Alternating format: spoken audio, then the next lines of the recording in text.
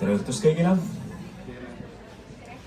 Rõõm on näha teid nii palju siin. Ma ei tea, kas on põhjus selles, et nii auväärsed eksperdid on meil siin paneelis või on ilmateate järgi ennustada vihmasadu. Või on hoopis teema nii tõsine ja oluline, et teil on siia kogunenud tõesti märkimisväärselt. Meie paneel kannab pealkirja kuuluvustunne või äärmusluus ja kuidas ennetada radikaliseerumist. Kõlab hästi tõsiselt ja ongi tõsine teema. Aga võib-olla Eesti kontekstis tundub see esialgu isegi natuke ootamatu, et me sellisest asjast räägime, sest pommid tänavatel õnneks ei plahvata. Sellist survet võib-olla omal nahal igapäevaelus ei taju, et kuidagi radikaalsed mõtteviisid tuleksid ustest akendest sisse. Aga niipea kui me avame mõne internetiportaali või räägime mõne tuttavaga, siis paljudel on ikkagi mingisugused kokkupuuteid juhtumitega, kus mõni noor kuidagi ootamatult on hakanud veidrat juttu rääkima. Ja siis võib-olla ka riietuma natuke veidralt. Ja ühel hetkel siis esineb selliste agressiivsete sõnumitega, üleskutsetega. Ja siis on juba kaitsepolitsei, politsei ukse taga ja asi on päris tõsine.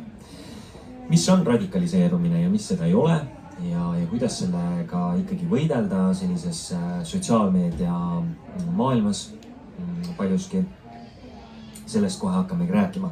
Mul on hästi hea meel sisse juhatada meie arutelu osalejad, kelleks on Heidi Maiberg Siseministeeriumist, Oksana Belova-Dalton, Poliitikauuringute Instituudi rahvusvaheliste suhete teadur, Ringo Ringvee, Sisekaitseakadeemia teadur, Dmitri Moskovtsev, Integratsiooni sihtasutuse juhataja ja Sting Marek Frank Valgus, Politsei- ja Piirivalveameti Põhjaprefektuuri radikaliseerumise ennetamise grupp. No aga hakkame siis kõigepealt võib-olla Sting teist pihta. Et teie grupi nimi on juba radikaliseerumise grupp, et kas olete ise seal radikaliseerunud või tegelete noortega, kes on radikaliseerunud, et kui suur, ilma naljata, kui suur probleem see täna Eesti ühiskonnas on ja oskate ehk mingeid näiteid ka tuua viimase aja praktikast? Tervist ka minu poolt, et miks meie grupp loodi? Radikaliseerumine iseenesest ei ole ju mingisugune süütegu, sellepärast inimestel on õigus infot koguda, infot omada, sellega toimetada, eks nii kaua kuni kellegi eluohtu ei panda. Aga sellest tekib küsimus, et kui radikaliseerumine ei ole nagu justkui süüteguline, aga ütleme, et seal on väga tugevad ohtlikud märgid, siis tegelikult nagu sekkuma peaks. Ja siis politsei siseliselt me suutsime luua grupi, kus me proovime jõuda nende inimesteni, kes on potentsiaalselt ohtlikud iseendale või teistele. Kas ta võib-olla iseendale seda aru annavad või mitte, seda hindame meie. Kui suur see grupp teil on? Ma lihtsalt korra küsin vahele, et kui paljud politseinikud tegelevad sellise teemaga nagu radikaliseerumine Eestis? Ja, minu grupijuht on Pärtel Breinvalts ja alluvad siis mina, minu kolleeg Victoria ja Hendrik Malm. Et kokku siis neljakesi katame praegu üle Eestit ja pesitseme Tallinnas. Ruttu mainin ära ka teie post on raadetpolitsei.ee, kes tahab hiljem kirjutada midagi, mingid vihjed asju. Pärast saame rääkida sellel teemal. Aga pilt on väga kirju selle mõttes, et või varasemalt ajas asja üle Eesti siis Pärtel ise, siis grupiga oleme saanud natuke tema tööd üle võtta. Milline olukord siis on? Olukord on siis selline, et pauk siis on erinevatest valdkondadest ja erisugu inimesed. Mina ütleks, et minu enda südameliseks on noored, sest noori tapatakse just sellises vanuses puberteedias, kus nad on väga haavatavad. Nagu meil ongi teemaks ka siis kuuluvustunne, see on hetk, kus see on kõige tähtsam asi ilmselt meile. Ja mis me oleme tööga näinud ja olemegi tegelenud kaasustega, kus noorukid, kes elavad Võru linna kuskil külje all, Paide siin sarnasse, lähedal metsades, Tallinnas kuskil korteris. Nad on tänu internetile, tänu sotsiaalvõrgustikule ja igasuguste kanalite on nii oma meelsusega ühendatud ülejäänud maailmaga, et nad räägivadki meie vormis. Tema enda kogukonnast, tema enda külast, linnast võib-olla kaasamõtted alati ei pruugi sellel teemal olla. aga kuna infovahetus on nii kerge, need kommuunid on nii suured, siis need noored juba kasutavad, räägivadki meiena, me teeme seda, me mõtleme niimoodi ja nad tunnevad on osa mingisugusest suurest osast, eks. Mis on trendid, ütleme niimoodi, et paremäärmuslus on noortel lihtsalt väga-väga populaarne ja seal on tekkinud igasugu paradokse ja ma võin kohe tuua näite, kui tugevaid vastuolulisi paradokse on tekkinud selle levikuga, mis näitab, kui tugev see infokampaania ja kogu see on olnud. Näiteks meil esimese kaasuse selle grupi loomisel oli see, et me hakkasime linna peal märkama, kuidas vene keelt kõnelevad noored, vene peredest noored panid siis toime üle Tallinna süütegusid ja jäid õpetajatele silma, jäid riietusega silma ja ütleme siis vene noored, aga millega nad tegelesid, noored, kes pidasid ennast fašistideks, natsideks, nad toimetasid siis oma rahva hüvanguks, oma Euroopa huvides, seal igasugust putru tuli nende suust välja. Ja see on nagu täielik paradoks, kui me mõtleme, et muidugi suhtlesime nende peredega, siis me vaatame, et need noored ju millegi pere, kujutate, et vanaisa nõukogude aeg, ütleme, et fašist on vene kultuuriruumis ikka see ropp sõna, et kui see kedagi sõimab fašistiks, siis on ikka väga tugev solvang. Ja siis sihukese ühe, 2 põlvkonnaga ma olen suutnud jõuda punkti, kus vabatahtlikult meil 13, 12, 14 aastased vene noored näiteks kutsuvad iseennast fašistideks ja tunnistavadki, et kuule ma kasutasin vägivalda ja ma õigustan seda ja ma võin sellest rääkida, miks ma seda teen. Ja see on üks nende vene noorte poolt näiteks. Väga hea, alustuseks hea sissejuhatus. Oksana, teie olete väga põhjalikult uurinud seda, missugused mõtted, vist seal on teine, just, et te olete väga põhjalikult küsitlenud nii eesti kui venekeelseid noori ja uurinud, et kus kohas need mõtted lähevad nagu viltu või kus saab naljast selline tõsine radikaliseeruv mõtteviis. Kus teie näete noorte seas selliseid mõtteviisi muutusi, mis on nagu siin Sting tõi näiteks, eks ju, et mõne põlvkonnaga on täiesti kardinaalselt muutunud. Milliseid ohumärke teie näete noorte mõtteviisis? Ohumärke noorte mõtteviisis. No mina tõesti viisin läbi uuringu, kus ma küsitlesin siis vene ja eestikeelseid noori, et kuidas kus kohas nad siis puutuvad kokku erinevate äärmuslike mõtete ja ideedega. Nende seas siis vasakäärmuslikud, paremäärmuslikud, islamiäärmuslikud ideed. Ja sain vastuseks, et muidugi väga palju puututakse kokku nende ideedega veebis, nii nagu Sting välja tõi, et elame siis maailmas, kus inimesed on veebi teel siis ühendatud ja ühed ja samad ideed ja ühed ja samad need suunamudijad siis mõjutavad noori igal pool maailmas. Meie noored samamoodi puutuvad kokku siis nii nagu välja toodi, siis kõige rohkem paremäärmuslike ideedega, siis misoküünsete ideedega, et väga levivad need naiste vihkamise ideed. Lisaks peavad meie noored probleemiks siis sisserändajad, kellel on siis teine nahavärv, et ka siis vihkamise objektiks ja siis LGBT inimesed, et kus minu intervjueeritavad lihtsalt ütlesid, et nendele inimestele praeguses Eesti ühiskonnas siis pigem ei. Ja minu uuringu eesmärk oli siis uurida, et kuidas kokku puututakse nende ideedega ja mis ideed võivad siis meie ühiskonnas poliitilise vägivalla tekitada. Selles mõttes, et mis ohte noored näevad. Ja me räägime sellest uuringust kindlasti ka pikemalt pärast, mis sealt välja tuli, aga võib-olla hästi lühidalt, Oksana, mis teid ennast kõige rohkem üllatas, kui te nende noortega 10 noort vist oli, eks ju, eesti ja venekeelsed, et mis see kõige üllatavam järeldus teie enda jaoks sellest uuringust oli? no hästi palju oli tähtsaid tähelepanekuid. Väga üllatav oli muidugi see, et kui ma näiteks mingi idee välja tõin ka naiste õigustest näiteks, siis kuulsin, et see, mida teie räägite, näiteks kuulan koolis näiteks õpetaja suust, et see võib-olla nagu oli kõige šokeerivam, et mõned sellised ideed kõlavad koolides.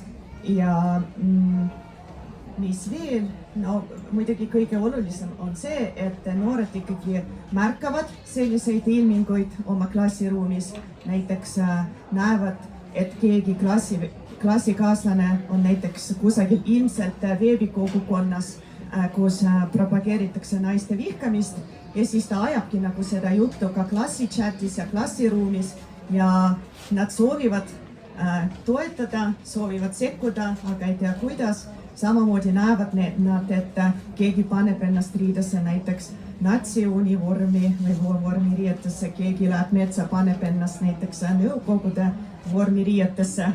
Et kõik need asjad tegelikult toimuvad ja siis peaks rohkem seda teadlikkust tõstma, et kuidas noored saaksid siis sekkuda või reageerida sellele.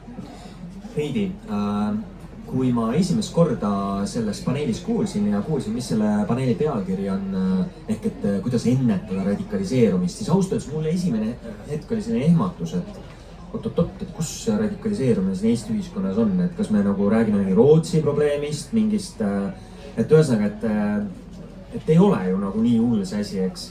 Ja samal ajal, kui ma sinna sisse hakkasin ennast lugema ja uurisin, mis selle teema nagu kirjutatud on, siis ma sain aru, et Eesti riik tegeleb juba ka deradikaliseerumisega. Ehk et sealt nii-öelda rattalt maha saamisega, et kas see asi on tegelikult nagu juba nii hull, et kui me neid kirjeldusi kuuleme, et tehakse nalja või rünnatakse lausa vähemusi, mingi nahavärvi alusel kedagi diskrimineeritakse, misoküünsed naljad, eks ju. Kõik see on ju tegelikult olnud ajast aega, aga kas viimasel ajal on toimunud mingisugune plahvatus? Viimasel ajal ei ole toimunud plahvatust, et minu arust väga hästi kaitsepolitsei aastaraamatus alati need asjad kirjas, et see oht ei ole väga suur. Jah, on siuke väike kasvutrend. Ennekõike on mure just noorte pärast, ennekõike noormeeste pärast, et näeme sellist nagu paremäärmusele tõusu või islamistide puhusid nagu üksikuid inimesi, aga võrreldes teiste süütegudega või võrreldes teiste probleemidega tegelikult on küllalt väike. Ja me proovimegi teha seda, et see jääks niimoodi. Ennetame mingit plahvatust. Ma ei tahaks kasutada sõna plahvatus, aga me tõesti proovime ennetada seda, et ütlen ausalt, äärmuslus, sealhulgas terrorismi on igal ajal olnud, igas suuremas kultuuris olnud, räägime me Süüriast või räägime mongolitest või suurest Prantsuse revolutsioonist, kus siis tuleb üldse sõna terrorism tänapäevases tähenduses, et seda nagu nulli me ei saa mitte kunagi viia. Aga praegu jah, me riigina Siseministeerium veab eest, väga paljud teised partnerid on kaasas, et me proovimegi luua või loomegi siis radikaliseerimise ennetamise tegevuskava, et just nimelt, et see jääks ohuks, see oht jääks madalaks ja et inimesed ei radikaliseeruks ja need, kes peaksid olema võimelised märkama, neil oleks loodud need süsteemid, et nad oskaksid märgata. Ja tõesti, kui keegi on juba seal hädas, ta on radikaliseerunud, ta on liitunud mõne organisatsiooniga, ta on oht endale ja teistele ja kui ta on nõus, siis vabatahtlikkuse alusel toetada seda, et ta saaks äärmuslusest eemalduda ja muu hulgas siis ka toimuks see deradikaliseerumine. Jaa, Dmitri, Integratsiooni Sihtasutuse vaatenurk on milline? Kas radikaliseerumise oht tuleneb Eestist väljaspoolt või seespoolt? Mina alustan sellest, et kui siin enne nagu selle märksõna kõlas nagu äärmuslus, siis Integratsiooni Sihtasutuse puhul meie jaoks kõige olulisem märksõna on kuuluvus, see, millega meie tegeleme. Ja, et kuidas toetada inimesi, kes ei tunne ühiskonna osana, kuidas aidata neil võib-olla selles kohanemislõimistega on ja teiselt poolt ka kuidas ühiskonnas teadvustada seda, et meil on väga palju inimesi, kellel on erinev emakeel ja päritoluriik ja kultuur ja kõik me oleme selle Eesti ühiskonna osa ja sidusühiskond ei ole niisama sõna ja see on päris oluline teema, sest see on see, kuidas me saame üksteisega hakkama ja teiseks, et meil on siin riigis turvaline koos elada. Ja kui rääkida selles, et mis need ohud või kus võivad tekkida probleemid, siis sellest, et kas inimene tunneb, et ta kuulub Eesti ühiskonda või mitte. Ja kui me vaatame erinevaid uuringuid, ka lõimumismonitooringu, ma soovitan kõigil seda lugeda, et pikki aastaid tehakse ja see on ka üks küsimus, et kas sa tunned, et sa kuulud Eesti ühiskonna, sa oled selle ühiskonna osa. Teine nagu pole ka selline ka Riigikantselei seeria uuring küsib seda sama, siis me näeme seal, et ka näiteks eestlastest kõik ei tunne seda ja ta on üle 10%, kes nagu eestlased, kes ei tunne, et nad on päris eestlased. Et nad on osa ühiskonnast, jah. Et nad kuuluvad sinna, see on nende koht või kuidagi nendel tõrjutuna tunnevad või nii edasi ja 25% umbes, et neljandik mustrahvusest inimesi ei tunne, et nad on osa Eesti ühiskonnas ja see koht, jah, et miks see nii on ja kuidas me saame teha nii, et võimalikult väiksemaks seda numbri nagu muuta ja mis igaüks meist peaks selleks tegema.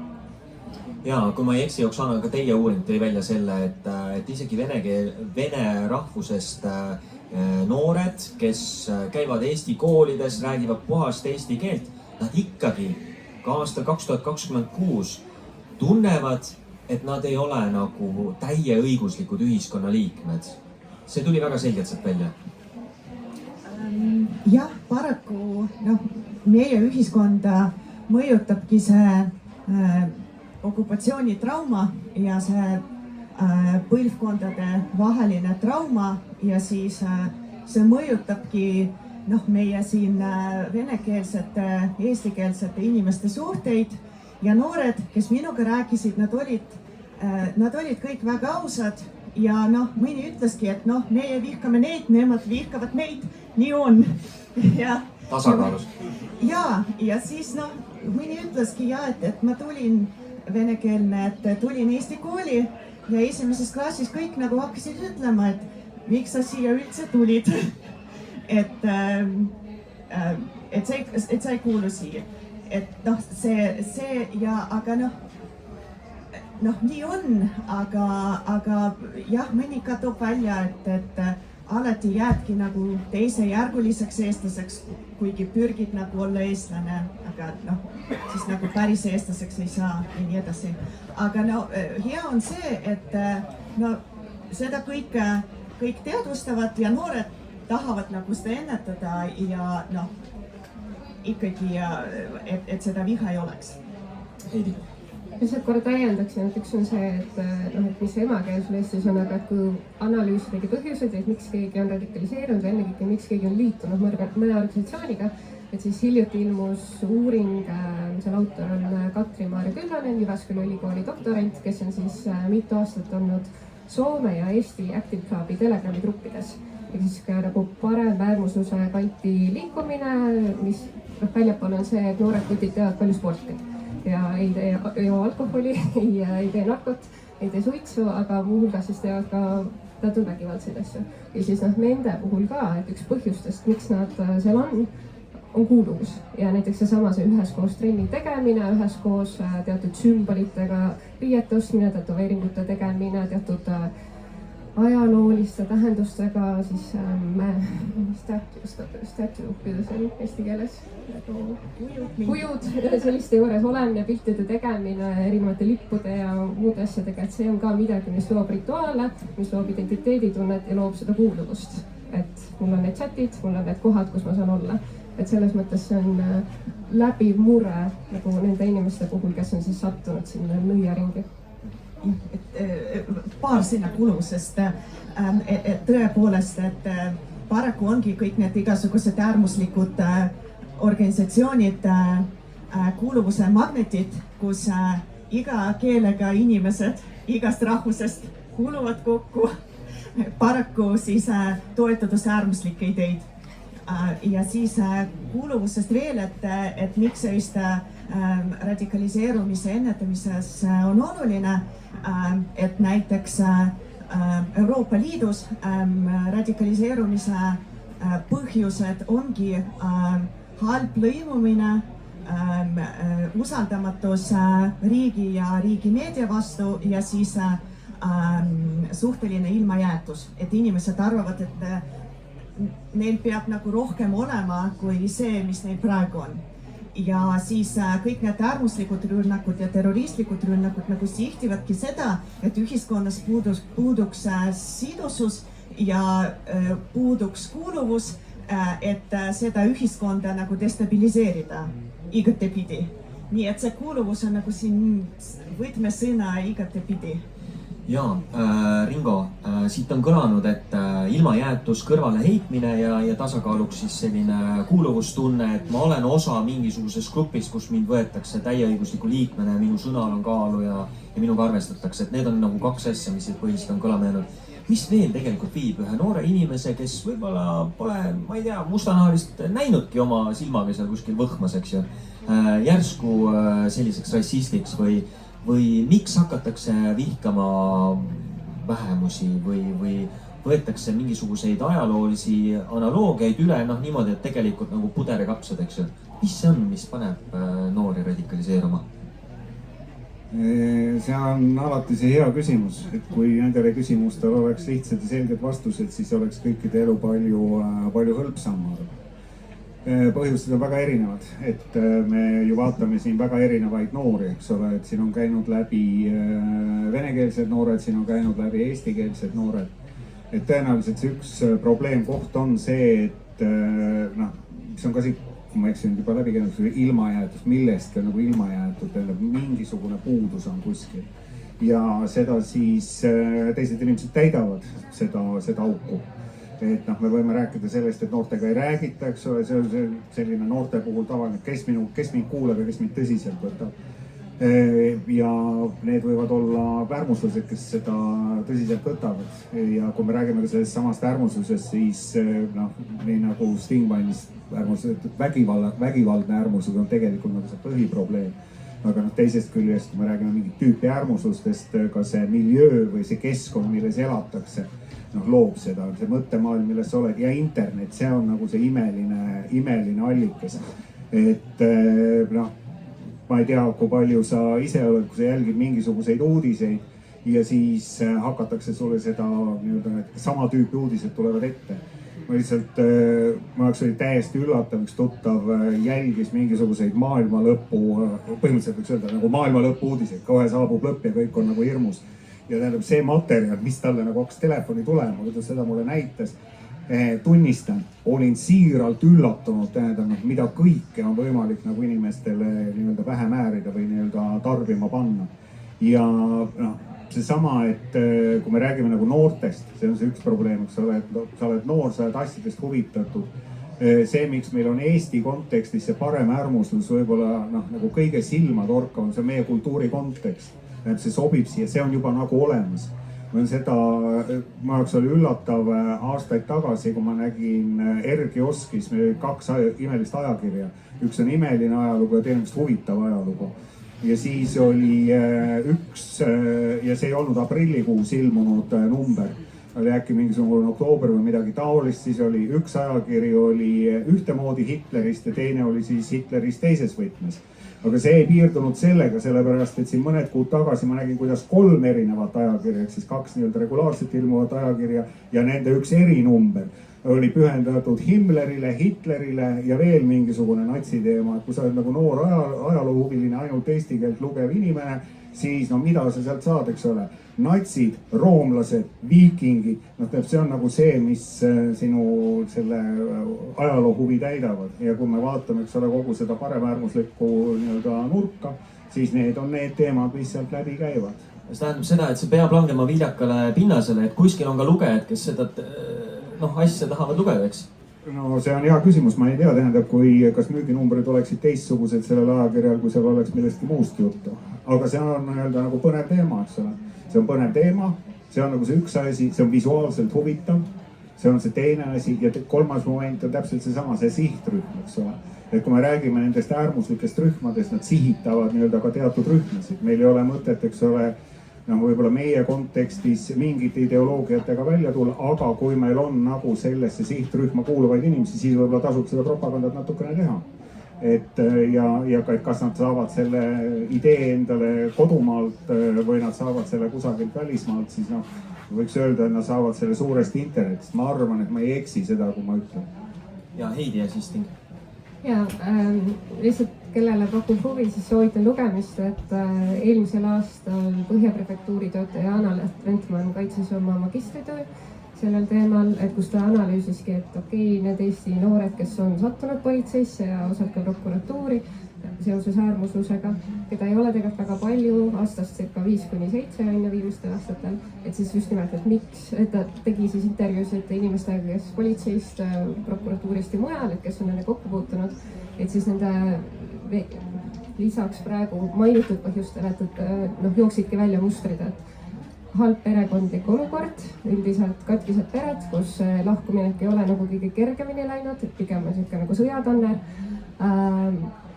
Halb majanduslik olukord mõjutab peresid väga palju, seega pigem mitte väga kindel majanduslikust taustast tulnud noored, aga siis ka nõrgem vaimne tervis, ilmselt ei ole õigel ajal saanud ligipääsu arstile, samamoodi ka õpiraskused, et ei ole saanud näiteks õigel ajal eripedagoogi juurde, et need õpiraskuseid nagu järjele aidata noort on, et siis on tekkinud nagu haridusraskused, aga üks asi, mida ei saa ju hukka mõista, on siuke ajaloo ja ühiskonna huvi, mis on tulnud ka sellest Eesti väga keerulisest ajaloost, eriti eelmisel sajandil, aga sinna juurde nõrk allikakriitilisus.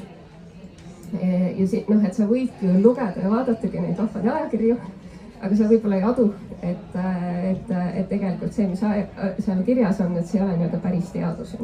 Et õpetajana töötades mul oli ka üks noormees, kes vaatas kasuisaga dokumentaalfilme ja 7. klassi kutt, ta tõesti ei saanud aru, et need teadlased ei olnud tegelikult päris teadlased, kes seal olid. Pluss ma nagu täiendaksin veel, et üks aspekt, mis on hästi oluline, mis on üldse vägivallaga seotud, vägivald saab levida keskkonnas, kus vägivald on soodustatud. Ja üks aspekt, mis nende noorte puhul, kes on tõesti nii kaugele sattunud, et nad on politsei huviorbiidis või nad on jõudnud oma tegevusega prokuratuuri, nad on olnud näiteks peredes, kus isa toetab seda, mida ta on teinud. Näiteks tüüp on ostnud siis näiteks mõne uue lipu või mingisuguse pusa ja isa on siis mitte öelnud, et kuule, seda kodus ei kanna, vaid on teinud temaga pilti ja öelnud, et kuule, kasuta seda suhtluskanalit, mitte seda teist. Et siis see keskkond seal ümber on soodustanud selle info kasutamist ja levitamist. Seega posu selliseid erinevaid aspekte on saanud kokku, et kindlasti mitte 1-2 tegurit, vaid nagu kombinatsioon nendest. Ringo tahtis lisada midagi? Ja ma tahtsin lisada seda, et täpselt seesama, et ajakirjas tekib huvi ja siis ma tahan midagi juurde lugeda ja siis kus ma seda juurde loen, eks ole, ma loen seda internetist ja sealt ma saan nagu igasugust huvitavat materjali, eks ole. Sting, teie, et see arutelu jääks selliseks akadeemiliseks, eks? Teie iga päev näete nende Hitleri vuntsidega avataride taha, et kes need 13, 14, 15 aastased siis on, kes seal internetis foorumites möllavad ja endast pilte postitavad ühel hetkel. Mis lood seal taga on ja mis võib-olla teid ennast on mis juhtumid kõige rohkem teid ennast on üllatanud? Ja üks asi, mis ma tahan veel lisada, et mis ongi jälle huvitav paradoks on nagu see, et kui me mõtleme, et tavaliselt vanemad võiks seda soodustavaks teguriks, siis meil ongi juhtumid, kus näiteks ühel poisil olid samasooline 2 emali ja poiss ja muidugi väga vasakpoolne maailma, liberaalsed, progressiivsed maailmavaated ja kuidagi ikka sellises keskkonnas nii-öelda vastuprotestiks on poeg, kes avalikult kannab nii-öelda natsisümboolikat ja käib nendes igasugustes Telegrami gruppides, eks. aga ütleme nüüd, et kuidas see kõik nagu maha panna nagu see, et Eesti on tegelikult väga raske pinnas, kus nagu meie näidetele nagu meie riigis toimiva kohta tuua nagu, et minna äärmuslikuks. Meil ei ole migratsiooniprobleeme. Meil ei ole niimoodi, et meil vähemused vohavad peavoolumeedias, me tunneme, et kogu aeg meid näeme, puutume endale kokku või meil ei ole selliseid asju, et kui nagu need noored tahavad nagu tuua argumente, et ma olen Eesti patrioot, ma olen Euroopa patrioot ja ma tahan lääne kultuuri kaitsta, siis nad ei suuda kunagi tuua nagu argumente või põhjuseid, et see kuidagi nagu Eestis tuletatud. Sest meil on tegelikult Eestis kõik nagu päris hästi, ma ütleks. Et mis nad hakkavadki rääkima, me jõuame siis, kui noortega vestleme, me räägime Eesti punkti kõik ära, okei, kuule, nad isegi lõpuks nõustuvad, okei, Eestis on tegelikult kõik hästi. Ja siis me nagu jõuame punkti, et okei, sa räägid terve aeg, et sa kaitsed Eesti, uued Eesti patrioot, aga nüüd sa nagu oled nagu Euroopa pärast mures, nüüd sa oled nagu Euroopa patrioot siis või? Ja, ma kaitsen lääne väärtuseid. Mis on lääne väärtused ja mida sa kaitsed lääne puhul, mis on lääne kultuuri väärtus, mis on lääne kultuur, mida sa kaitsed? Noh, blondid juuksed, mäed. Ja et mul on sellised vastused ka tulnud, eks, et on noored, mis näitabki seda, et tähtis ei ole see sisu ja tähtis ei ole see sõnum.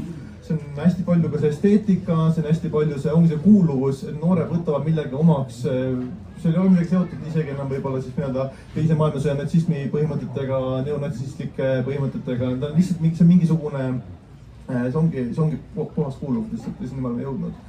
Ja üle Eesti, ütleme, et igas maakonnas me oleme saanud juba käia ja need perekonnad, need taustad ongi täiesti kirjud erinevad. Me räägime siin kapumaja eramajades, kus kõik on näiliselt tore ja siis isa ostab lapsele riided, aga laps ikka tellib ise internetist endale näiteks jope, kus The North Face'i sildi asemel on The White Race, eks. Ja siis käib sellega linna peal ringi, õpetajad vaatavad. Tammsaare pargis on ka näiteks, kes on linnast palju kesklinnast südamelinnast läbi kõndinud, on näha, ongi siuke, üldse see parem äärmuslik esteetika on väga popp. Lonsdale'i pusa, kamopüksid, poistele lihtsalt meeldib ennast kiiraks saada. Ja rahvusest rääkimata samamoodi, et me mõtlesime seda, et okei, et Ukraina sõda, kuidas nad saavad Vene kogukonnaga hakkama, siis mõtlesime seda kõike, et okei, lükkame Ukraina noortele eesti keelt peale. Toome nad, teeme neile koolid, õpetame eesti kultuuri, eesti keelt ja mis me ikka lõpuks näeme, Vene ja Ukraina kultuur on keeleliselt nii sarnased, et me surume peale oma eesti keelt, paneme kõik õppima ja ikka meie Ukraina noored käivad vägivallategusid Vene noortele koos tegemas ja mõtlevad samamoodi. Mis näitab jälle seda, et isegi see sõjataust ja see nii-öelda suur rahvaviha, see kustub ära sellega, et ollakse lihtsalt see kuuluvustunne nagu nii kaalub üle seda. Et see on päris huvitav nähtus, mida me näinud oleme. Oksana, teie selles uuringus tõite välja huvitava aspektina seda, et kui isegi noored ise saavad aru, et mingid mõtted ei ole nagu okei, siis tihti tuleb sellist äärmuslikku radikaalset vaadet peale hoopis õpetajate poolt, et mis värk selle taga on?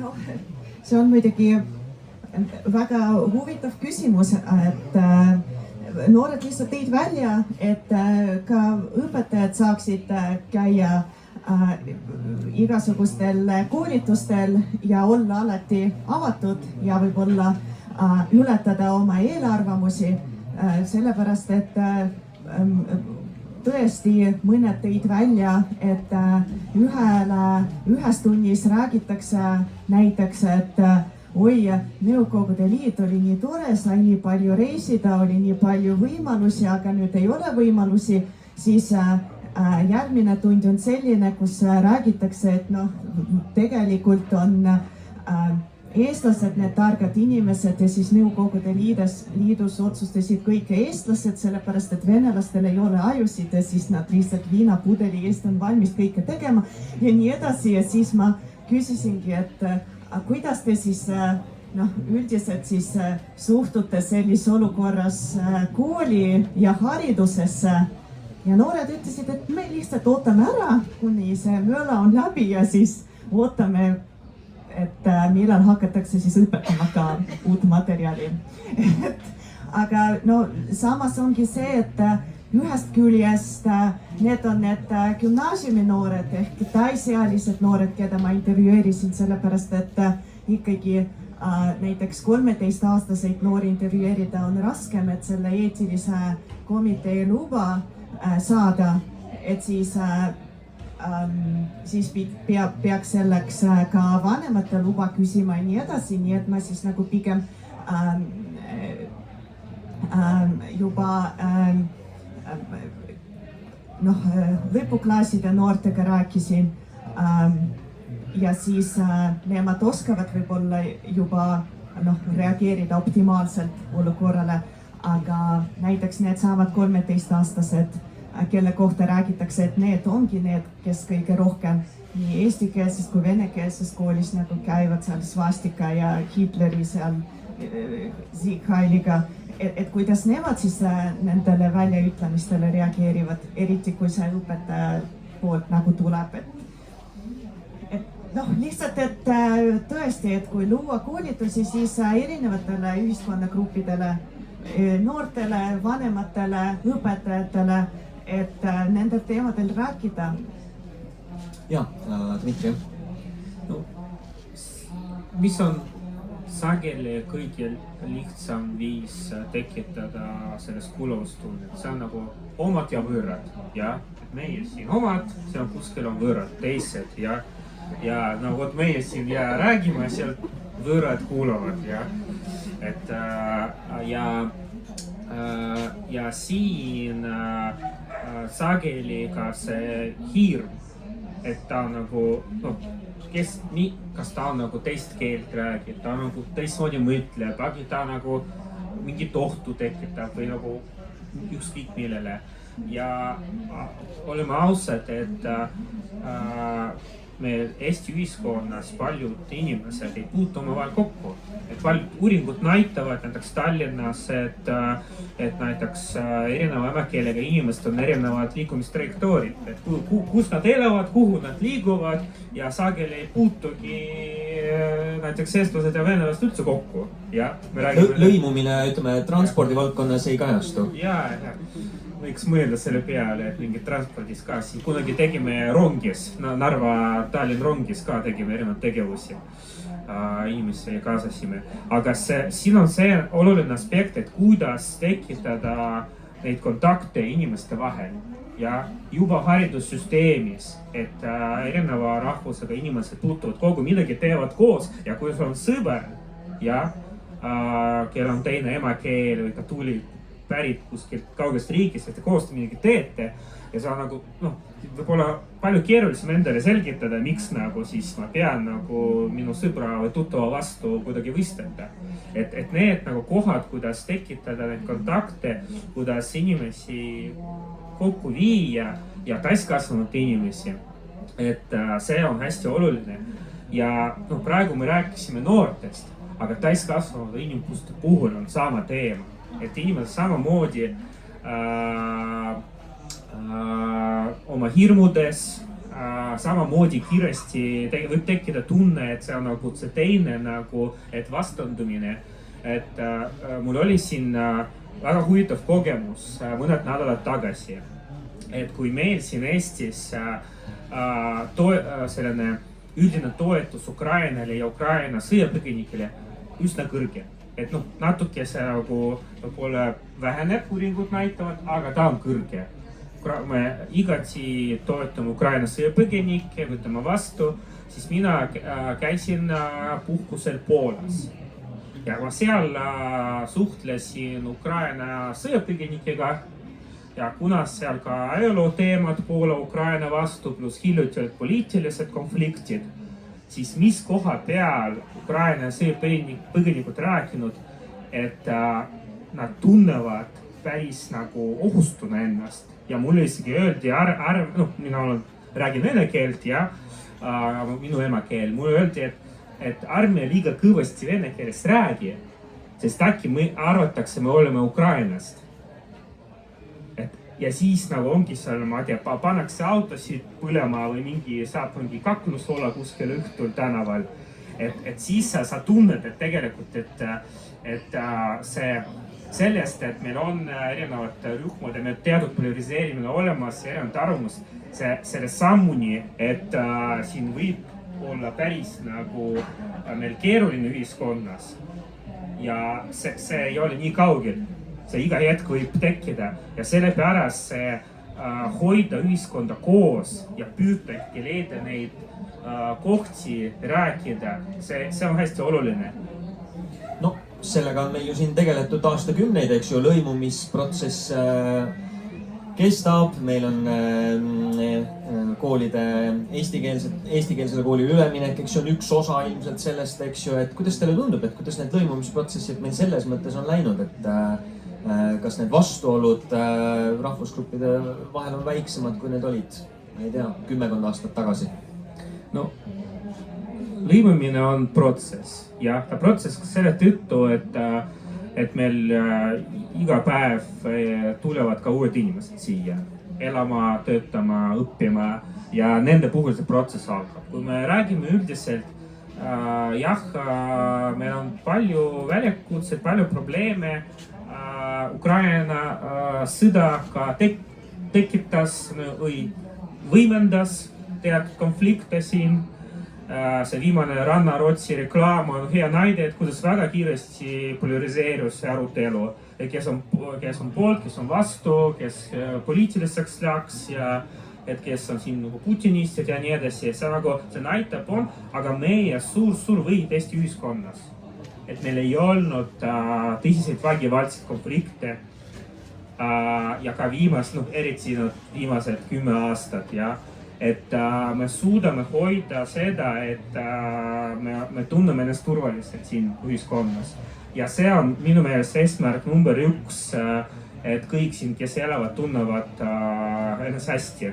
No üks läbi aegade selline suur, tugev radikaliseerumismootor, vähemalt nii on sellest räägitud, Eestis on olnud ikkagi Kreml, kes on leidnud aeg-ajalt selliseid viljakaid pinnaseid, kus selliseid äärmuslikke mõtteviise rakendada mitte ainult venekeelsete inimeste seas, vaid ka eestikeelsete seas, eks meil on siin konkreetsed kohtuotsused taga. Et kuidas tundub, et kas Vene riigi mõjutustegevusel on sellise radikaliseerumise vaatenurgast mõju vähenenud või on see jätkuvalt teema, millega tuleb siin ka Hitleri, Saksamaa ja kõigi muudega asjade kõrval tegeleda? Palju te tajute sellist Vene propagandat oma töös?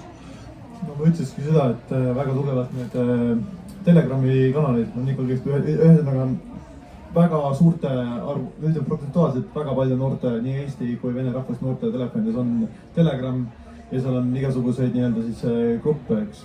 Need grupid on kas infogrupid, privaatsed grupid, väiksemad grupid ja toetatakse kogu aeg infot peale. Et kui me oma vähemalt nii-öelda noortega ja täiskasvanutega räägime, siis ega nad nii-öelda ise tunnistavad ka, et ega see väga ei loe, mis seal nii-öelda peavoolumeedia, mis sealt ERR-ist ja mis sealt Delfist ja Postimehest tuleb, eks, vaid nad tõesti toituvadki siis sotsiaalmeediast kui uudistest, eks.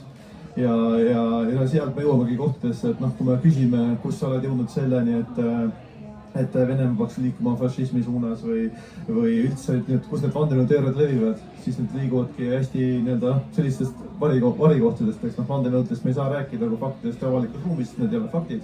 Need on tihtipeale kas lausvaled või pooltõed.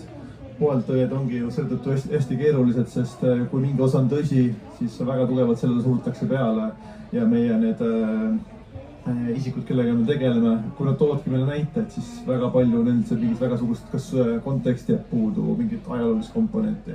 Ja me näemegi seda, kuidas vandenõuteooriad on väga tugevaks komponendiks sellele, kuidas maailm toimib, kuidas ühiskond toimib. Taas ka ära mainida, et antisemitism ja juudiviha on peaaegu kõigi suust, olgu see, mis äärmusvaldkond see aga ei oleks, kuidagi käib see teema sealt läbi, eks, ja see on siiani relevantne, olgu see, kuidas ühiskond toimib ja kes seda tegelikult juhib. Nad suudavad igasuguseid asju genereerida ja kui tuuakse, siis okei, hakkame nendega rääkima allikakriitilisusest, siis väga kuskil sellega ei jõuagi.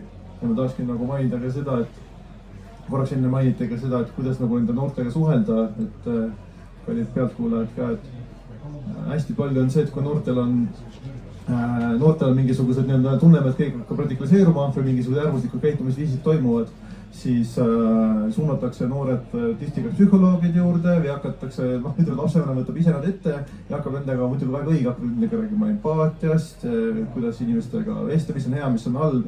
Aga mida need noored, kellega meie ise suhtleme, nad ütlevad seda, et kuule, ma olen käinud seal psühholoogi 5 korda, ma olen rääkinud oma ajalõpetajaga, ma olen rääkinud oma ema-isaga, ma olen klassiõpetajaga rääkinud. Keegi ei räägi nendega sellest, keegi ei räägi nendest küsimustest, mis neid huvitab. Kuidas maailm toimib? Miks see inimene pani selle terroriakti näiteks toime? Miks see rahvas niimoodi käitub? Miks see niimoodi on tulnud? Ja mis ongi nagu huvitav, et see, kuidas meie nagu üritame oma tööd teha, ongi see, et me istume noortega maha, proovime olla hästi tugevad oponendid. Muidugi me teeme natuke seda kodutööd, eks vaatame, kellega me vestlema lähme. Aga millest me tegelikult räägimegi, me räägime maailmas konfliktidest, me räägime sellest, kuidas maailm töötab. Siis me siuke tunne ongi, oot, ma rääkisin just 14-aastasega.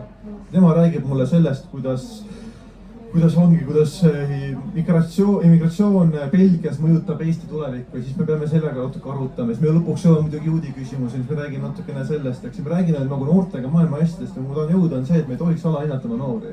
Muidugi ühiskonnaõpetus tuleb ju gümnaasiumis ja inimesõpetus natukene räägime ka sellest, eks, aga lapsevanematena, tuttavad, sõpradena, mina ütlen, meiegi nooremad noored, kellega me tegeleme, on 11 ja 12-aastased, kes juba huvituvadki või juba teevad rohkem kui nende vanemad enda arvates nendest maailma asjadest. Et ma väga ei paneks kunagi seda vanusteemat ette, et kui te räägite meie noortega ja oma lastega, tuttavatega, kes on noored, ärge alahinnake neid, sest see, kuidas sotsiaalmeedia, kuidas need infokanalid on need toitnud ja kuidas info liigub, nad on väga informeeritud, et ärme alahinda neid ja julgelt räägime nendega, ma arvan, et see on kasvatusele ja ajule väga tähtis. Ringo, siit tuli ka välja, et ega tegelikult vahel aitab lihtsalt noore inimesega rääkimine. Teinekord seal taga ei pruugigi olla suurt radikaalset mõttemaailma, lihtsalt on selline nooruslik mässumeelsus, eks ju, mida on alati olnud, et kus üldse jookseb piir radikaliseerumise ja sellise lihtsalt radikaalsete mõttevahetuste vahel? Kuidas seda piiri ära tunda? Ma tulen tagasi selle juurde, et see probleem tekib selle koha peal, kus vägivald sisse tuleb. Tähendab, kas see ei pruugi olla isegi nagu mitte otseselt vägivalla korda saatmine, vaid vägivalla õigustamine, mis loob seda üleüldist fooni. Ja ma peatus korraks selle juures, meil tuli siin nagu, et meil on mingi rahvuste vaheline nagu mingi probleem.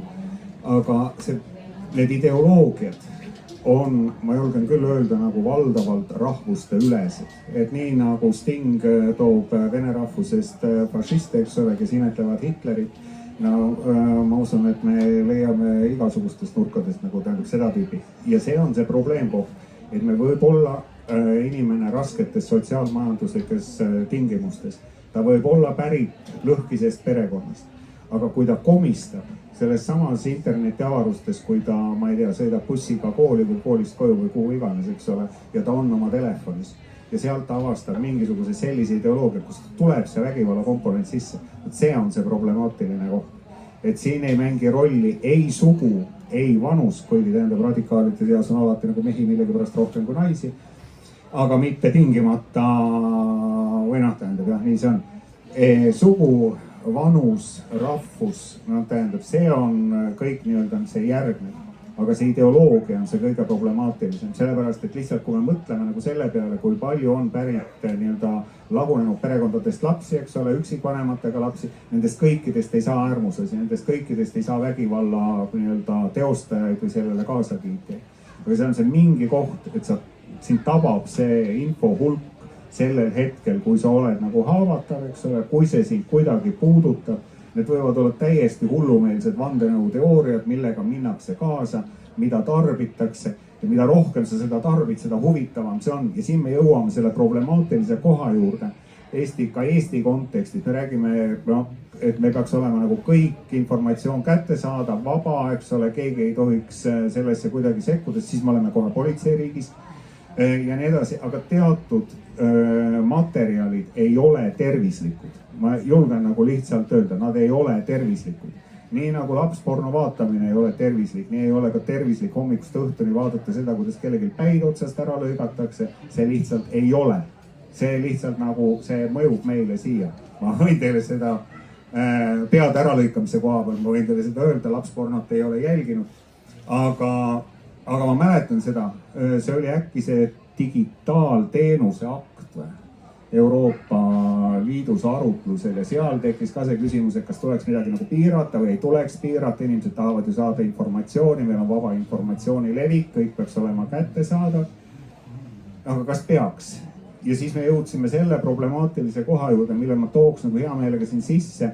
Oli see äkki meil möödunud või oli see ülemöödunud aastal, kui Siseministeerium hakkas välja töötama eelmise aasta, mulle meeldis eriti see, et 11. septembril sai sellest suur uudis, et Siseministeeriumil oli siis see väljatöötamiskavatsus, kuidas piirata või kriminaliseerida terroristliku propaganda tarbimist, kogumist ja nii edasi.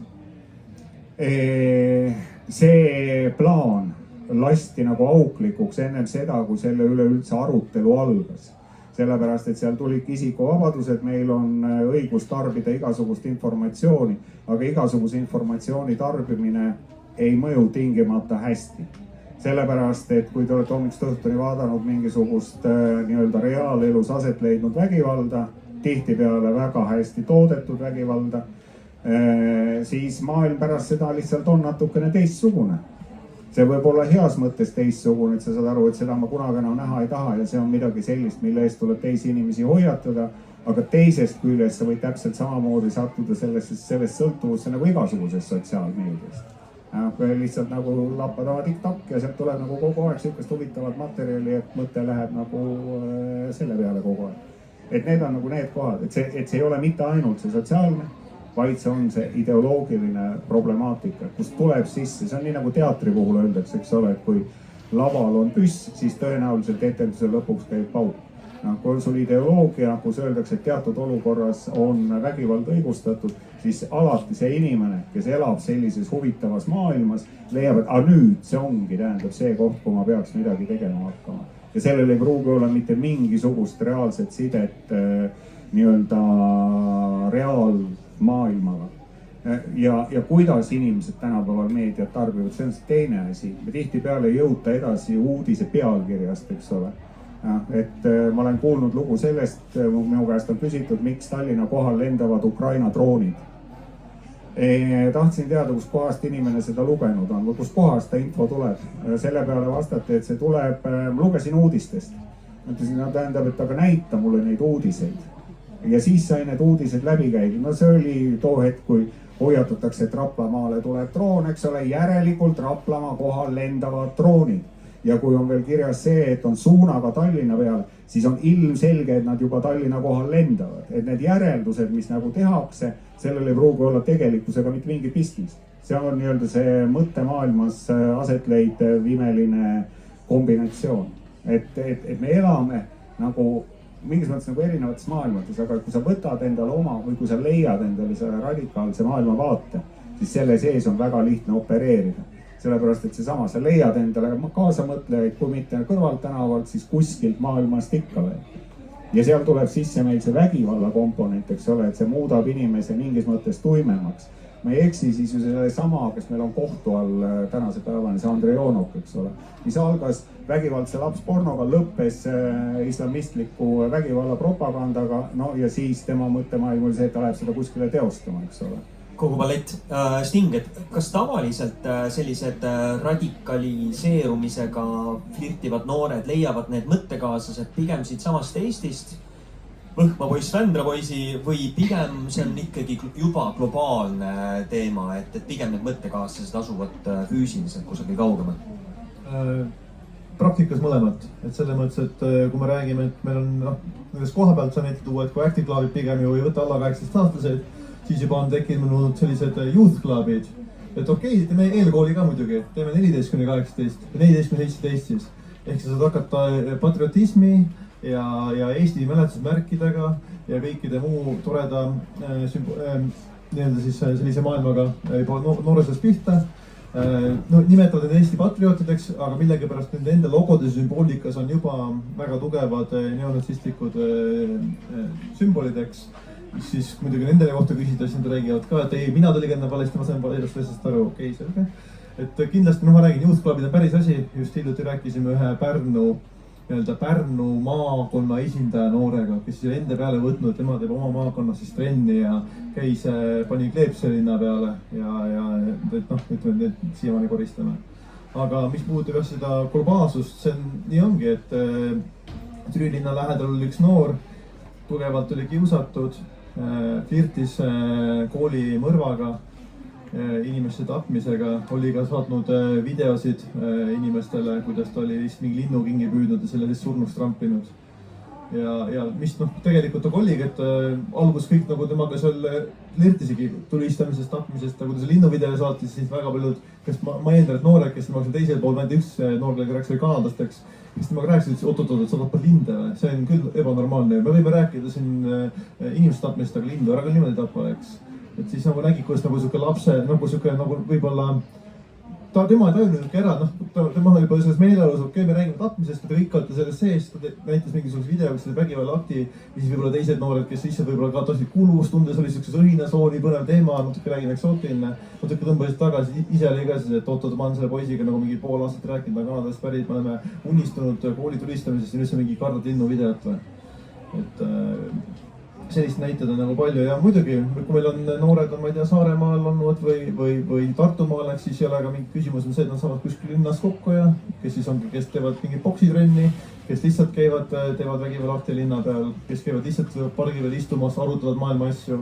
Et meil on kõiki kombinatsioone, mis saab ei mõelda, ilmselt on ära proovitud ja tehtud ka, et see on päris põnev, et me sellele ei mõtle, aga noored saavad kokku ja teevad värki. Oi, nii palju tahaks lisada.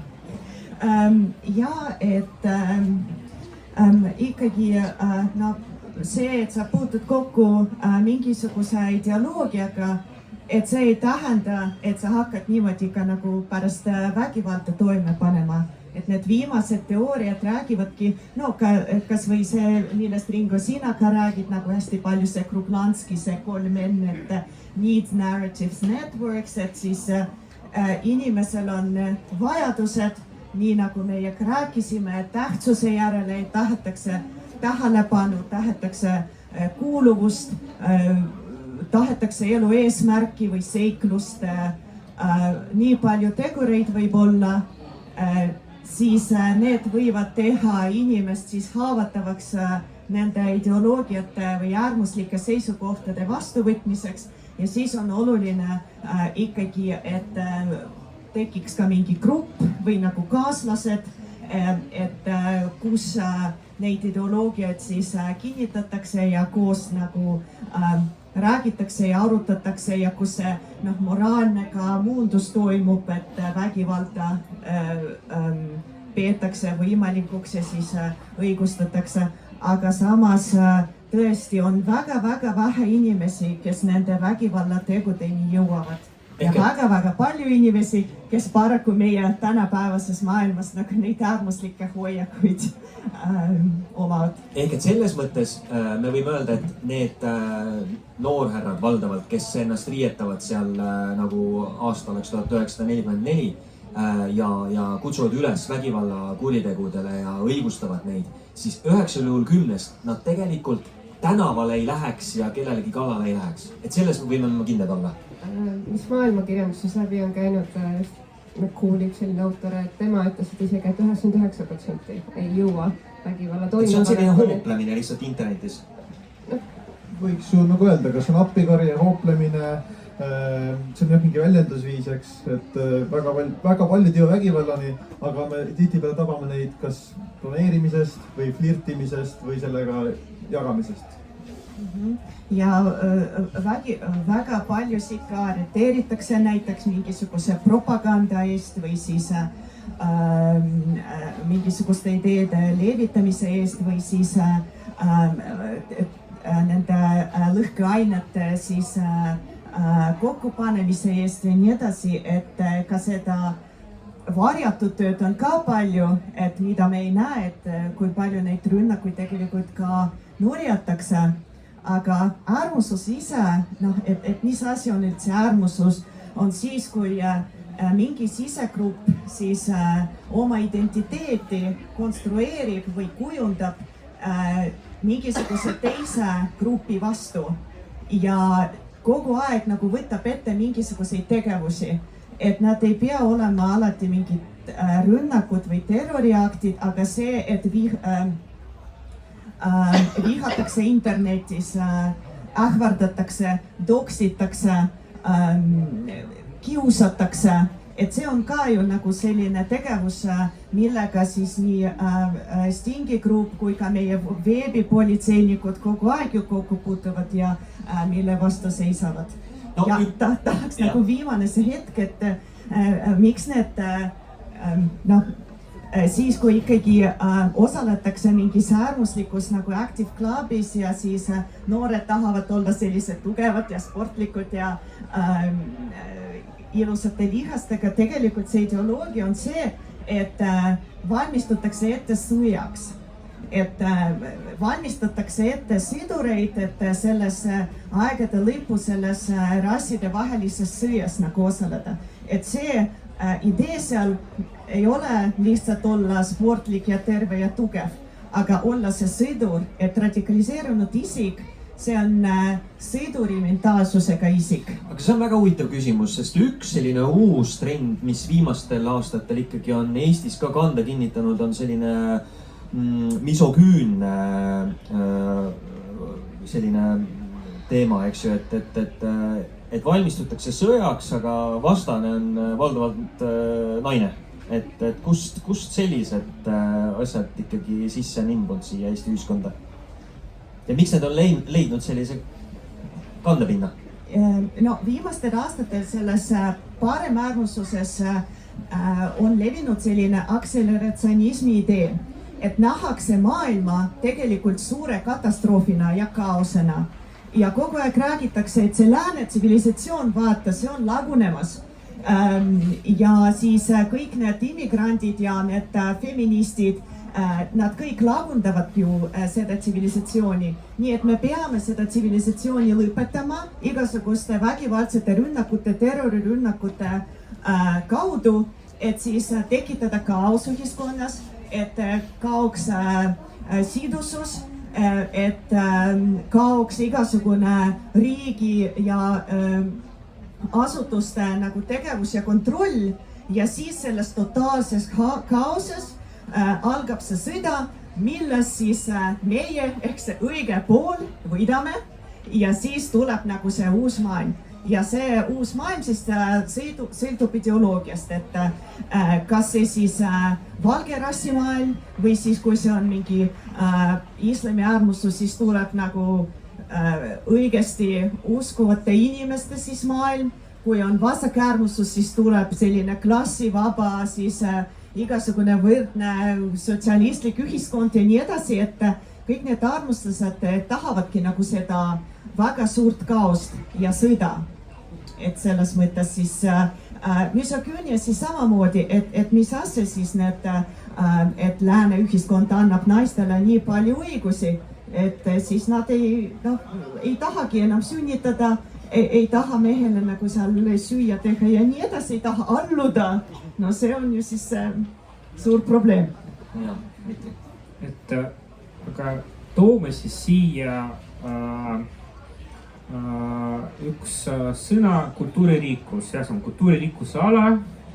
Täna siin arutleme koos ja Eesti ühiskond muutub kultuuriliselt mitmekesisemaks.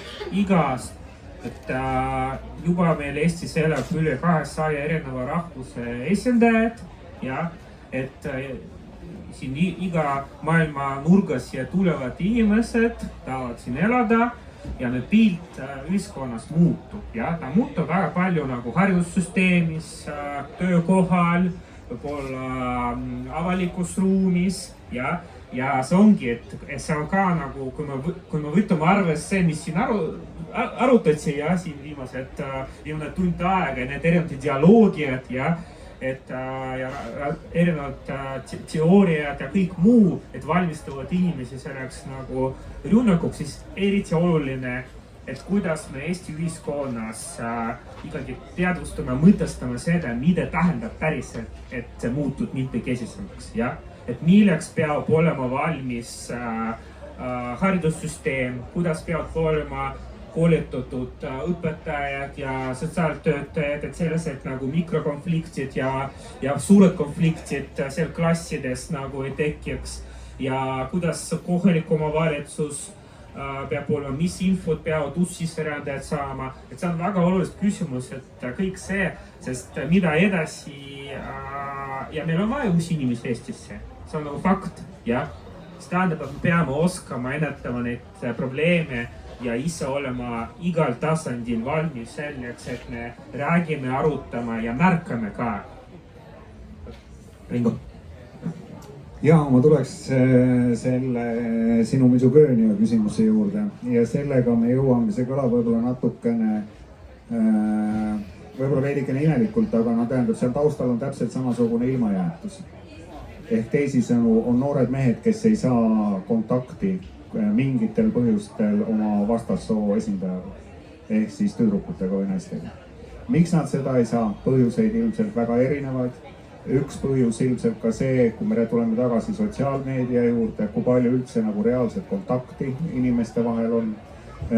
Ja see on nagu see üks problemaatiline valdkond. Teistel võivad olla need puudujäägid hoopis kuskil mujal. Tähendab, nii nagu Dmitri ütles siin, eks ole, kui me räägime sisserände puhul, kas tuntakse, et ollakse millestki ilma jäetud, tähendab, ei saada seda, mida arvatakse, et on õigus. Ja siis leitakse kuskilt nii-öelda see mõte, mida siis teostama hakata või siis mida levitama hakata, mis võib olla äärmuslik. Sest kui me räägime sellest samast radikaliseerumist, mis asi see radikaliseerumine on, eks ole, see on protsess, mis kuskilt algab, mingid põhjused tal on. Ja see võib olla kontakt, see võib olla mingi puudujääk ja siis kohtutakse selle ideoloogiaga ja selle käigus inimesest areneb, eks ole, siis välja see äärmuslane. See ei ole pöördumatu protsess, sellest tuleb täpselt samamoodi tagasi. Ma usun, et suur hulk nendest 1, 2, 3, 14 aastastest, eks ole, kellega politsei kokku puutub, läheb mööda 5 aastat ja tal on täiesti teistsugune maailmapilt. Kui tal on see võimalus sellest kuidagi välja liikuda. Kui tal seda võimalust ei ole, ja siin me tuleme selle sama perekonna teema juurde, eks ole, et meil on tihtipeale olnud ettekujutus rääkida vanematega, siis saavad asjad korda. Ja nii nagu meil siin võrra natsi teema puhul, see kunagi taanlastega juttu, kus nad arvasid, et väga hea on rääkida perekonnaga, afgaani perekonnaga, et pojad tahtsid minna Süüriasse sõdima, no siis oli üllatus oli suur, kui korraga seal selgus, et selle afgaani perekonna pereisa oli vana mujahedin, kes oli Afganistanis sõdinud Nõukogude Liiduga ja hiljem natuke läänega ja siis saanud nii-öelda selle poliitilise varjupaiga Taanis ja kelle jaoks tema poegade käitumine oli nagu parim üleüldse, see oli nagu õnnestunud haridustegevus või õnnestunud laste kasvatamine. Et siin on tähendab see sama, et ilmajätus, kes need täpselt on.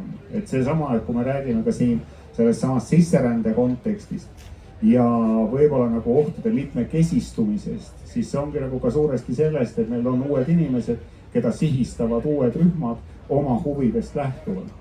Ja see loob ka nagu täiesti uue pildi. Et see sama, et kui me oleksime siin võib-olla, ma julgen öelda, kuskil 10 aastat tagasi rääkinud Eestis mingisugustest Hezbollah poolehoidjatest, no tähendab, hulluks oleks peetud.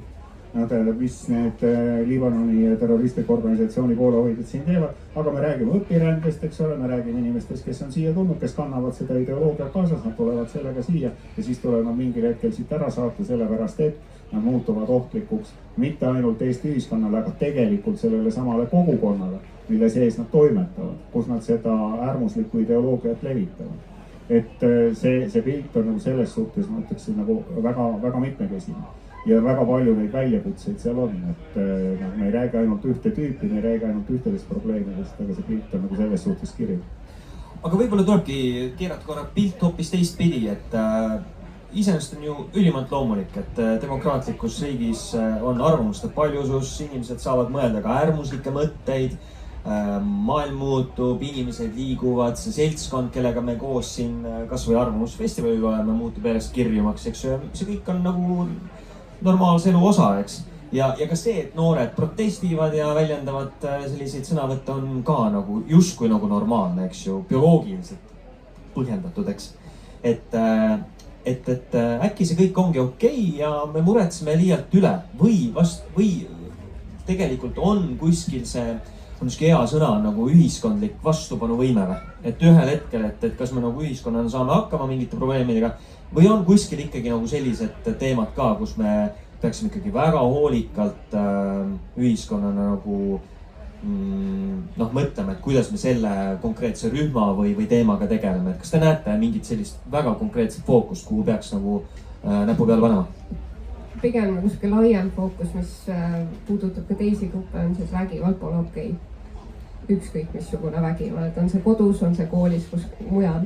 Sest kui me vaatame ka, kes on need inimesed, kes on radikaliseerunud, kes on liitunud, siis sageli on see kodu vägivalla kogemus, lähisuhte vägivalla kogemus, kooli kiusamise kogemus, et see läheb sinna juurde. Aga ma tuleks siia vahele korraks, aga internetis on ju vägivald okei, arvutimängudes on ju okei ja sealt tuleb see põhiline materjal.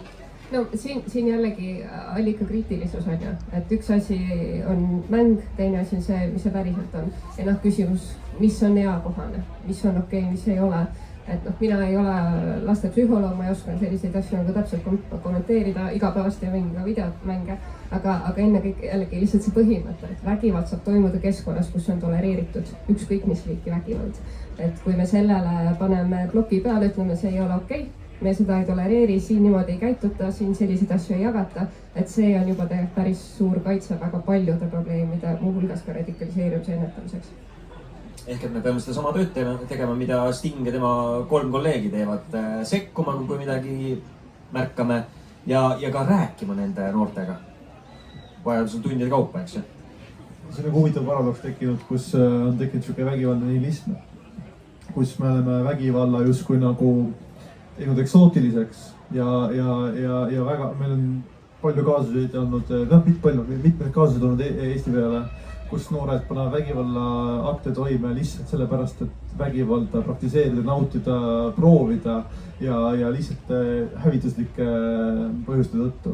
Et kuna jällegi, kui me räägime vägivallast sellisest, ongi, et muidugi, et miks seda taunida ja kõike seda, siis me oleme kuidagi suutnud ka mõne isiku jaoks mõne noore jaoks teha selle nii eksootiliseks ja põnevaks, et tekib just nagu vastupidine efekt, et kui me ütleme, et ära tee, siis puht eksootika tekitab neile seda huvi ja ongi olnud süütegusid, inimesed on isegi surma saanud lihtsalt selle tõttu, et kuidagi eksootiliseks on nende jaoks tehtud ja hakatakse uurima ja ongi video tarbimine, sellest rääkimine ja nagu kuidas see kõik jõuab, ongi ju see, et okei, sa saadud algoritmid otsa, saavad, ma ei tea, TikTok Reelsi, Instagram Reelsi, TikToki, sa lähed Discordi või Telegrami või Signalisse. Ühesõnaga, iga infokeskus, kus sa oled, kus sa infot saad tarbida, on see foon sees. Ja siis lõpuks, kui sa suudad iga poolt, siis ei saa öelda, et keegi suunab sind, sest kogu üldine pilt ongi sinu jaoks sellise fooniga. Et see on ka üks asi, mis sotsiaalmeedia puhul oleme oma grupiga täheldanud. Et need noored, kes on selle kõigega pahuks, siis et see ei ole niimoodi, et kunagi, kui sa tahtsid millegi väga ekstreemse või vägivaldsega millest huvituda, olid interneti alguses olid väga kindlad foorumid ja väga kindlad keskkonnad, kus pidid eraldi turnima ja ise oma ninad oppima, ise huvituma. Aga praegu on niimoodi, et väga üldkasutuses olevad äpid ja kõik asjad, mis meil on, nende otsa satutakse. Ja kui sa satud selle sama ühes äpis, teises äpis, kolmandas suhtluskanalis, siis lõpuks olekki selles ringis sees ja reaalsust taju kaabki ära. Ja seda on meie noored ise ka rääkinud. Ja enne kui ma annan Oksanale ja Dmitrile sõna, ma ütlen ära, et teil kõigil on võimalus ka meie ekspertidelt siin küsida või vastupidi ise mõne isikliku looga välja tulla. Et meil on siin lava ees mikrofonid olemas, tuleme teie juurde. Et kohe siis anname sõna. Aga nii kaua Oksana. Jah, et tahaksin siis välja tuua midagi, mis ma arvan, et on ikka oluline, et analüüs näitab, et Euroopa Liidu noorte radikaliseerumise siis põhiprobleemid on siis digisõltuvus, sotsiaalne isoleeritus ja vaimse tervise häired.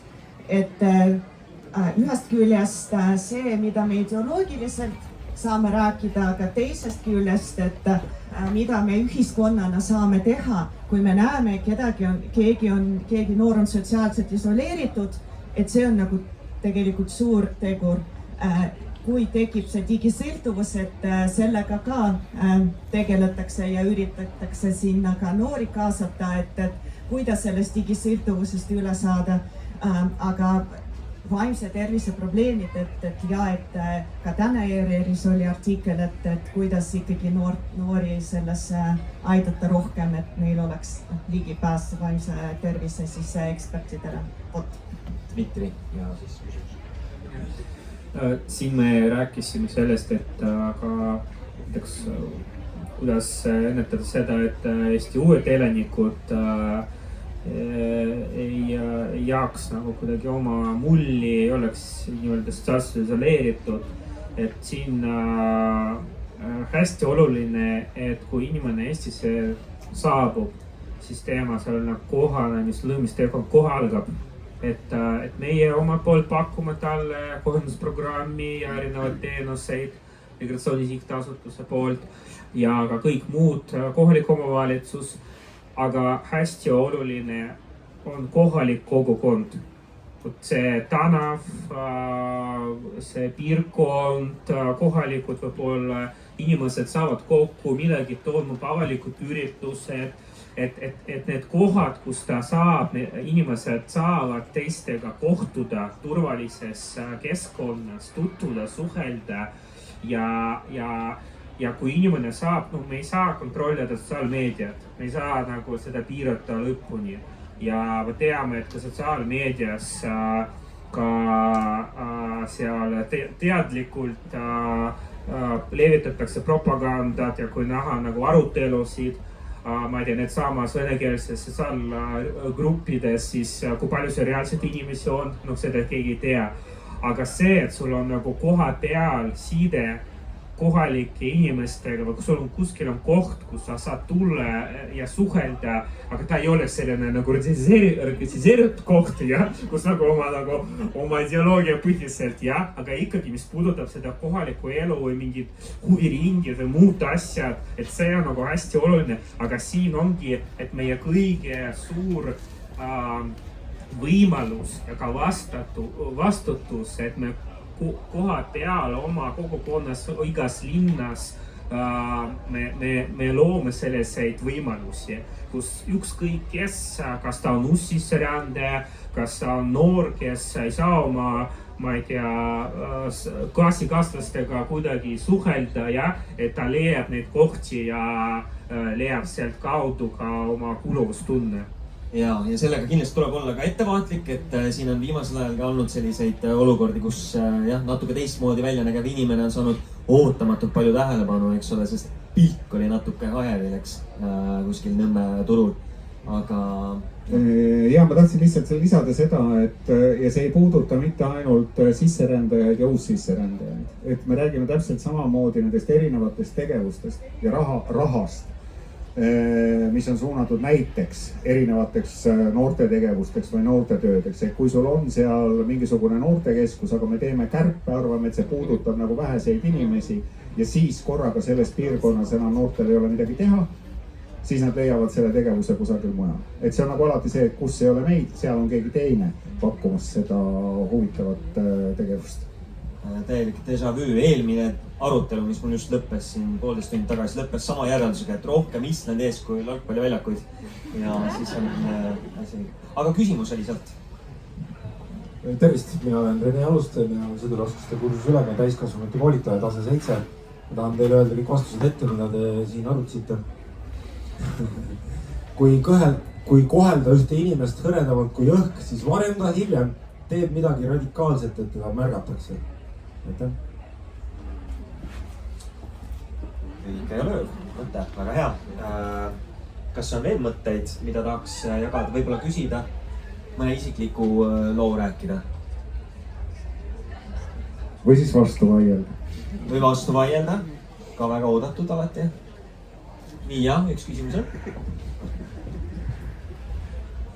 Tahtsin küsida, et võib-olla siis nagu lapsevanemate ja sõprade ja tuttavate siis nii-öelda vaatepunktist, et mis on need kõige suuremad ohumärgid ja kas on midagi, mida saab ära teha, kui sul tõesti on inimene, kes on radikaliseerunud, kes võib-olla veel ei pane vägivallaakte toime, kes potentsiaalselt võib-olla võiks panna, aga kes nagu kuidagi ei taha ka seda kontakti vastu võtta.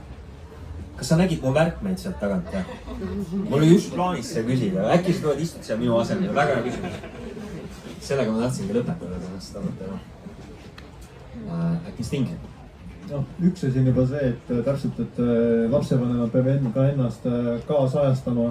Et täpselt, et kui 2000-ndatel olidki meil Skype'id, Reddit, Orkutid, algne Facebook, siis me peame aru saama, kus meie lapsed praegu suhtlevad, milleks nad praegu üldse võimelised on. Et mitte see, et lapsevanem oma lapse nii-öelda privaatlust rikuks, aga ma arvan, et see on perekondlikult väga minu arust see on aktsepteeritav, kui lapsevanem on lihtsalt teadlik, kellega ta suhtleb, kes tal nagu võrgustikud on ja ma arvan lihtsalt see, et suhelge oma lastega, küsige küsimusi ja hästi palju ongi see, et mis lapsevanemad teevad, kui muidugi mingi hirmutav vastus või mingi asjaolu tekib, siis noh, ongi vastureaktsioon on vastupidine, kas pane kinni, lõpeta ära, aga tegelikult selle asemel soovitan, et isegi kui näete, et laps on valel teel, muukige ta lahti küsimustega. Okei, et noh, laps ütleb mingi radikaalse väite, eks siis mitte olla, et kuule, see, mis ütlesid, on väga häiriv või vale. See on okei, ma saan aru, see tuleb instinkt nagu efektiivselt välja, eks. Aga küsida, miks sa niimoodi arvad, rääkida, muukige oma laste ajusid, küsige miks küsimusi, pange need seoseid tundma ja kui nad on meie hästi vastuolus põhimõtted või asjad, pange nende enda vastuolud, nende enda vastu töötama, kus nad mõtlevad, okei, võib-olla ma tõesti eksisin, võib-olla ma peaks natuke ümber mõtlema, et jah. Heidi? Ma küll täiendaksin, et jah, tõesti on neid, kes soovivad rääkida aga noh, võib-olla ka neid, kes ei soovi rääkida, on ju. Et selles mõttes need sotsiaaltöötajad näiteks Rootsis, kellega mina olen suhelnud, ongi toonud välja, et igasugused sellised liste, nimekiri on tehtud, aga üldjuhul ei ole hea neid soovitada, sest võib-olla jääb midagi kahe silma vahele. Aga peamine ongi see, et midagi on muutunud, midagi olulist, et kui varem võib-olla oli väga vaikne, nüüd on väga jutukas, et siis mõelda, et miks see muutus on tulnud vastupidi. See kehtib ka näiteks sotsiaalmeedia kasutamise kohta, et võib-olla varem oli vaikne, nüüd tututab kogu aeg mingisuguseid asju. On leidnud mingisuguse uue fiktsiooni, jääb niimoodi kinni. Aga see võib olla ka selline väline muutus, et riietus on muutunud, soeng on muutunud. See võib tähendada, ei pruugi tähendada sõpruskond, et varasem sõpruskond on kadunud, suhted rohkem uute inimestega. Et noh, sellised aspektid ka, et ta ei pruugi, noh, kui on usalduslik side, siis ta võib rääkida, aga kui ei ole või ta ei taha rääkida, noh, teismeline on ju, et keeruline olend vahel, et siis et need võivad ka teistmoodi need käitumised välja tulla, noh, läbi käitumise, läbi suhtlemise, läbi suhete. Et praktika on näidanud, et kui laps isegi on äärmuslike vaadetega, see on olnud parem, kui ta tahab rääkida, kui ta ei taha, sest noh, meil ongi see, et kui me läheme noortega rääkima, meie väga, nagu tööd justkui nagu ei peagi tegema, sest me olemegi ka nagu nii-öelda küsija rollis ja me laseme neil tühjaks rääkida. Tavaliselt need inimesed, kes on äärmuslike vaadetega, need noored, neil ongi nii palju küsimusi maailma kohta, aga neil ei ole lihtsalt seda inimest, kes võib-olla oskaks neile vastuseid pakkuda. Et kui inimene on hädas, siis ta tavaliselt, kui leiab selle õige inimene, siis ta räägib ennast lihtsalt lahti, mis on väga tore. Ja tavaliselt vaikuse, need, kes on vaiksemad, mina ütleks, et see on natukene alarmeeriv lihtsalt sellepärast, et tavaliselt, kas ta on siis mingis faasis, kus nii-öelda toimub perest distantseerumine, nii et eelistatakse oma kuuluvusgruppi, eks. Või siis lihtsalt teha, et sellega tuleks nagu tegeleda ja ärge karke meelde lihtsalt. Ma küll täiendan veel, et lapsevanemana, et sa ei pea, või ka, ma ei tea, õpetajana, sotsiaaltöötajana, et sa ei pea nüüd kehastuma radikaliseerumise eksperdiks, on ju, et sest noh, kõik ei ole seda ja ei peagi olema, et pigem proovi hoida seda usalduslikku sidet, proovi hoida seda kontakti ja ära pelga märku anda sellest, et sul on mure. Et sa võid lasteabisse anda märku KOV-i sotsiaaltöötajale või politseile, et kedagi lööda risti, pigem on just see, et jaga muret ja siis teised ütlevad sulle, et mida siis teha ja see muret võetakse kuulda. Ja tahtsin lihtsalt lisada siia, aga see kõik juba öeldi ära, et ärge ka... Ma ütlengi teiste sõnadega, et võib-olla tuleb nagu maha võtta, et kui tõepoolest on nagu probleem või tundub, et on nagu tõsine probleem ja ei oska sellega midagi teha, siis ei maksa karta helistada politseisse, saata raadetpolitsei.ee kiri selle kohta, sellepärast et see ei tähenda seda, et järgmisel pealelõunal jooksevad PPA inimesed või kapo inimesed teie korteri uksest sisse ja viivad teie lapse ära.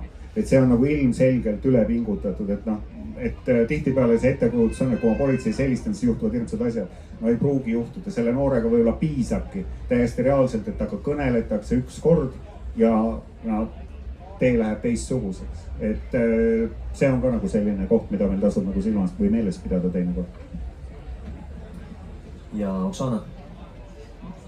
Lihtsalt üks idee, et see, mida minu intervjueeritavad uuringus ütlesid, et meil võiks olla selline keskus, mis tegeleks nende teemadega ja kus töötaksid eksperdid, kes oskaksid nõustada ja kes oskaksid noortega ka rääkida, sellepärast et mõned ja et see saaks kuuluda Sotsiaalministeeriumi alla, et mõned noored ütlevad, et pigem politseisse nagu kuidagi kardaks minna ja siis koolipsühholoog kuidagi paljud ütlesid, et oma koolipsühholoogi nagu ei usalda, sest kõigile räägitakse nagu umbes sama asja, et võib-olla kuidagi tulevikus saaksime luua sellise ka radikaliseerumise ennetamise keskuse, kus on siis rohkem julgust pöörduda nende muredega.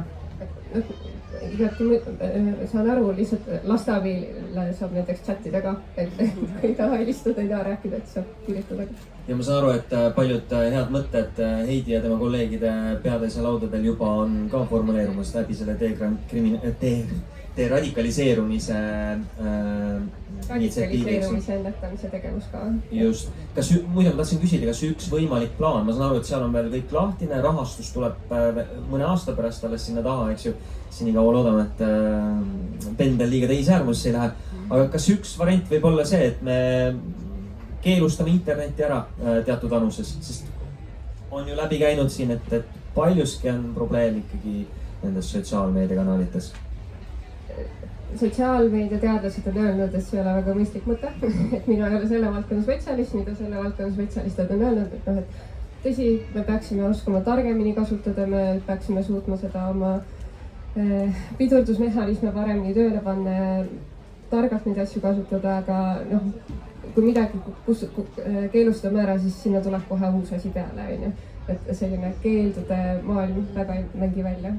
Et pigem sellised mõistlikud lahendused ja mõeldagi, et okei, kuidas me saame seda vaba aega täita ägedate viisidega, mis on vägivallavabad, kus sul on toredad inimesed ümber, sul on eesmärgistatus, sa tunned, et sa oled oluline ja vajalik.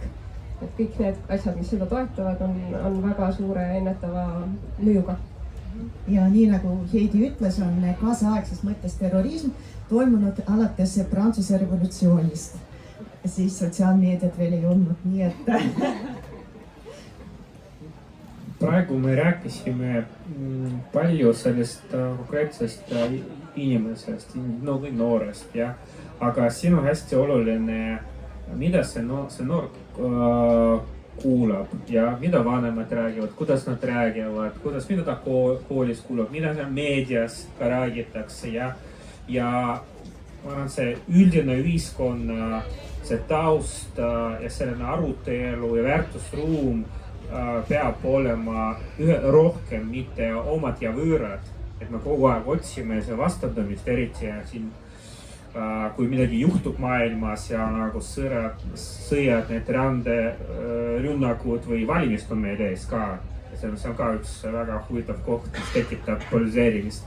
Et seda oleks vähem, aga rohkem oleks seda meie. Kui see meie nagu kõlab igal pool, siis see tunne ka nagu rohkem tekib nendel, kellel võib-olla ei ole sellest kuluvustunnet oma kogukonnas. Väga hea mõte, millega lõpetada. Ma arvan, et meie panelistid on väärt üht väikest aplausi. Ja aitäh ka teile, kes te siin kaasa mõtlesite ja kuulasite. Ilusat õhtut teile!